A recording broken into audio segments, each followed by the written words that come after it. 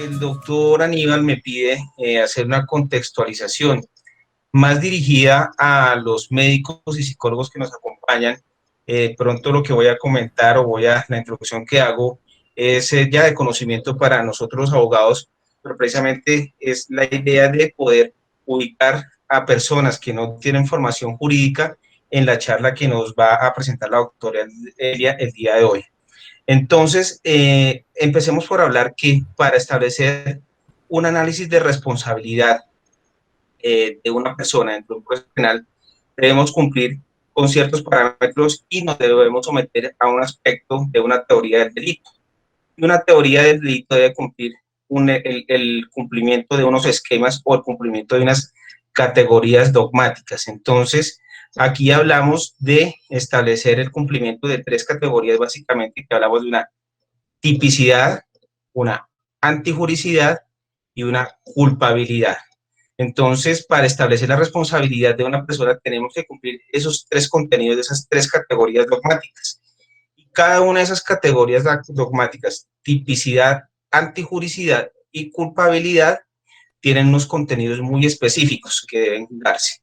Y vamos a ubicarnos, para precisamente ubicarnos en el tema, en esa primera categoría de la tipicidad. Entonces, cuando hablamos de la tipicidad, debemos verificar la existencia de una conducta, llámese una acción o una omisión, que debe encuadrarse exactamente dentro de una norma, dentro de la descripción de una norma. Entonces, ejemplo, tenemos el tipo penal que nos habla del homicidio, el que mate a otro. Entonces, debemos ubicar que existe una acción o una omisión que haya generado precisamente ese resultado y que se adecue a esa descripción que nos trae el Código Penal. Ese es el cumplimiento de la tipicidad. Entonces, cuando ya cumplimos ese aspecto de esa tipicidad, no es únicamente que se nos adecue a esa descripción normativa, el que mate a otro.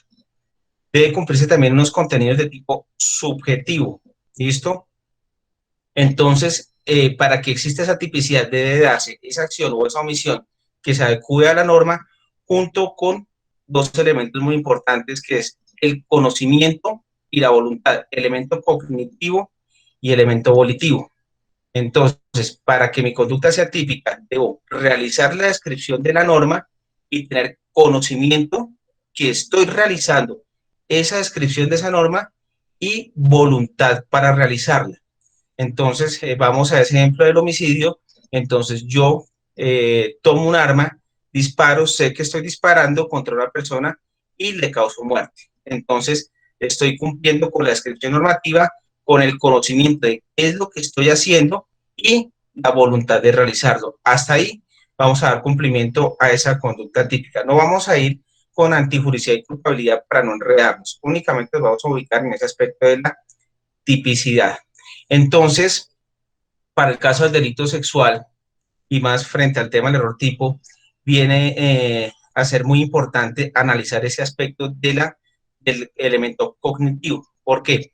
Porque si tenemos el caso, ejemplo, de un presunto abuso a una menor o a un menor de edad, a un menor de 14 años, digamos, movámonos entre el campo de los 12 a 14 años, y verificamos con la edad real, la edad que tiene esta persona en su cédula, que es una persona de 13 años, por ejemplo.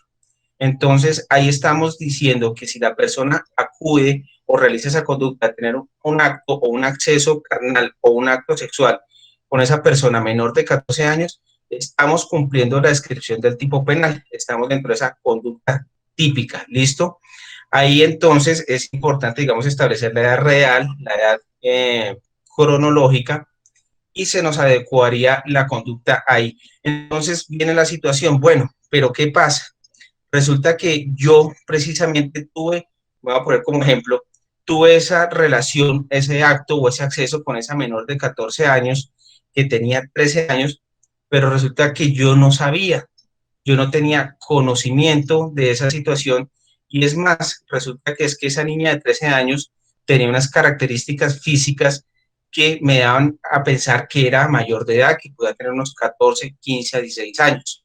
Entonces uno diría, no, como el tipo penal me dice que es sancionable tener una relación sexual con un menor de 14 años, ya tendremos casi ya la condena lista, pero no, resulta que precisamente el Código Penal nos maneja unas eximientes de responsabilidad donde se establece una situación de eximir responsabilidad por circunstancias de error y entendido ese error como una falsa concepción de la realidad. Entonces, miremos que ahí en esa situación yo puedo tener una falsa concepción de la realidad, falsa concepción frente a la edad real de esa persona presunta víctima.